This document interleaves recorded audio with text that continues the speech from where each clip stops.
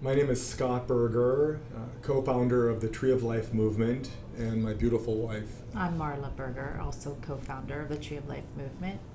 We felt that we were given a gift with the Tree of Life movement and the intention stick that we needed to speak today our truth, our hearts with what we're seeing taking place in the world today. And as the world witnessed horrific violence taking place this Saturday at the Tree of Life Synagogue with 11 innocent souls being taken, or 2 beautiful souls that were killed in a church, or all of these bombs being sent to people in the United States, it's time to take action versus sending prayers and thoughts to those who are going through this. So as a citizen, as a father, as a husband, as a brother and sister representing all of us around the world, we have to say no more, that this must come to an end, and we have to come from unconditional love to let us all know that we are all the same, as we continue to say there is no black, white, pink, yellow. There is no Christian, Jewish, Buddhist, Muslim. Our souls are the same. We stood together as one already, and I promise you we're going to stand together as one again soon. But we have to recognize that no one in this world is better than anyone else. Just because of monetary status or knowledge or superstar or ego, that should never allow someone to think that they're better than anyone else in this world. We were all made in, whether we say God, the universe, the light, the source image, as the same. We're all here for the same purpose, which is to touch another soul, to understand that we're here to help one another and to coexist in a beautiful world, which is heaven. Heaven on earth is here, it's all around us. We don't need to die or transition to go there, but it's also within us all. And when we start to recognize that it is within us all, versus pointing out, I don't like this about you or you or you, or I'm blaming you or you or you for my life, what most people don't understand is that we're looking in a mirror, reflecting back on the things that we do not like about ourselves. So we must see that goodness and that love within us all. It's there, but it is just so covered up with all of the programming since childhood or whatever the world tells us and programs us with. And even going back from our parents or grandparents or great-grandparents, they already knew the best they knew how to do to lead and love us in the best way. But now it's time for us to take action. And I know it's, as a mother, I know you would like to share your thoughts of what we're seeing around the world as well. And this isn't something we want to spread to our children. It's very difficult to explain. We have a combination of ages in our home, all the way down to age 10. And even when our 10-year-old daughter is very sad because of the news that she heard of these 11 souls being murdered, innocent souls, that we need to stop the hatred. We must spread to all our children love and kindness and compassion, all these beautiful words that we should be sending loving thoughts to one another will create peace. But we have to stop this divisiveness now. Through this entire world, we need to stop this. And we can't receive a bigger sign than the Tree of Life Synagogue. And when we heard Tree of Life Synagogue, we knew we couldn't sit and not say anything, that we needed to speak up and really share this with all of you, to know that we are all important, we all have meaning, we all have purpose, and we are here to touch another soul, that we must keep spreading this message, not the divisiveness, because people are coming from ego, coming from fear. That's what we're seeing with the hate crimes that we witnessed just in this past week. And we must heal. We must start healing one another and come together.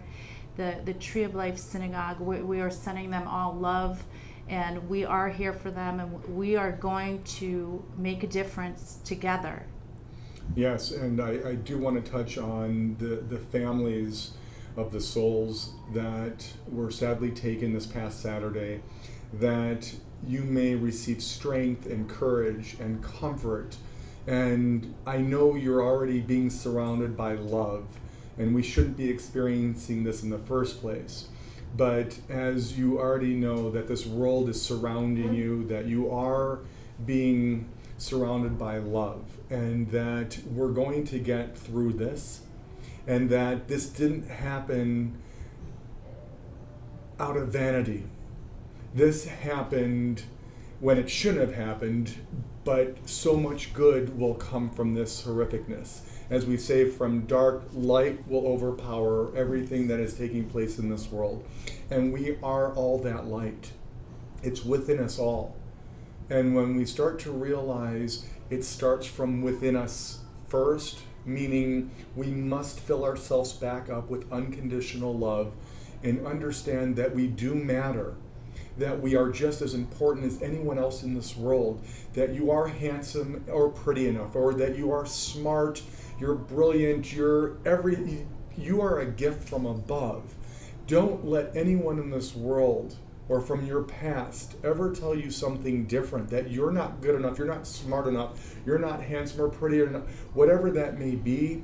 Break that cycle and understand that you do matter, that you are here in this world right now for a reason. And that reason is to touch another soul, to help uplift, to inspire, allow someone to get through something, to understand that you're also there just to listen to someone else's problems that are taking place in their life that may be much worse than what's going on in your life. Again, be present, be in the now, and understand that it is about us collectively. It's not about me or I or we, it's about us collectively coming back as a whole. And we are making this difference. We are making this world a better place. We are unifying all mankind to bring us back together as one. Yes, and actually, Squirrel Hill, where this atrocious act took place, is a beautiful community that we're understanding more and more, because one of our dear friends is from there and has told us what type of community this is. This is a community that comes together, that love one another. They don't see each other as separate. They love one another. We're seeing that even the Islamic community in Squirrel Hill has raised over $135,000 as of today to help those of the synagogue, of the Tree of Life Synagogue, who were affected by this, to help them with whatever they need with regards to any type of medical bills or anything that they are going through. It's beautiful, and this should be an example to all of us of how we should be within our communities, that we need to come together, Yes, together exactly. as one, as we were intended to be. And as we say in Hebrew, Am Yisrael Chai. And this all has to come back to Tikkun Olam, and Tikkun Olam is to repair the world. We must all repair the world. And I know some of you remember Mr. Rogers, Fred Rogers, and you know this is exactly what he spoke of as well, was Tikkun Olam. We must heal the world together. Yes, and this isn't about politics anymore. This isn't about you're a Democrat or a Republican or an independent or a liberal. It doesn't matter. We must do what's right for not just our nation, but for the world, to come together to help humankind.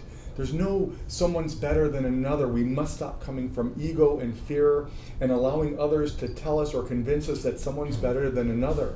We're living the wrong message. We need to come from love. We need to understand that we need to unify, that we are all working together as a collective whole, that we all come from light. We are all light bodies, but our vessels are broken. And when our vessels are broken, that beautiful light just leaks out. So as Marla was just saying, the word Tikkun Olam. Tikkun Olam is a word that says it must start from within us all. We must repair our vessels to fill ourselves up with unconditional love, which will then allow us to love another brother and sister, which will allow us to heal the world. And what does it say in every spiritual or religious book in the entire world love your brother and your sister like you love yourself. But how can you do that if you do not love yourself first? Not out of vanity, not out of ego, but true unconditional love that will allow you to see that we are all the same. So when Marla and I say, I love you, it's true. It's not, oh, I love you, kiss, kiss, have a nice day. It is true unconditional love, and we must start again with ourselves, which is not easy because we were not programmed that way.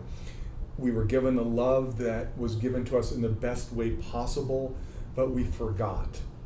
We forgot. And it goes back to this beautiful story, this beautiful book called The Little Prince. And if you remember this children's book, which is so profound, at the very end of the book, he says, it's not getting older that's the problem. It's forgetting.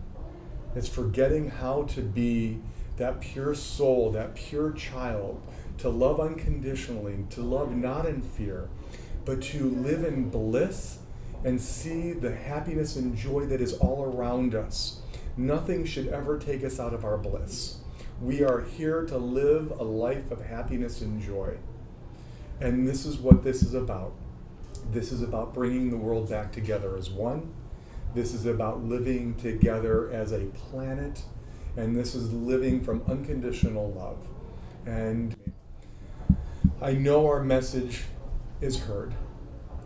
And we want you to understand our words.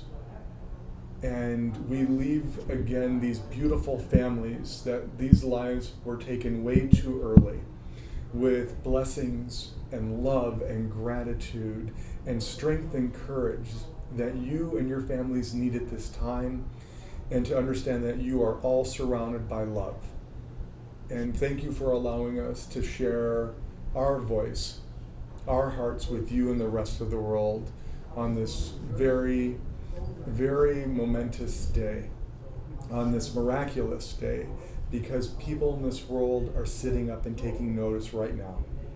Thank you so much for letting us share our perspective of what's taking place in the world and how we can come together as one, how we can make this happen. This is about all of us collectively. We can make a difference. We can heal the world. This is Tikkun Olam.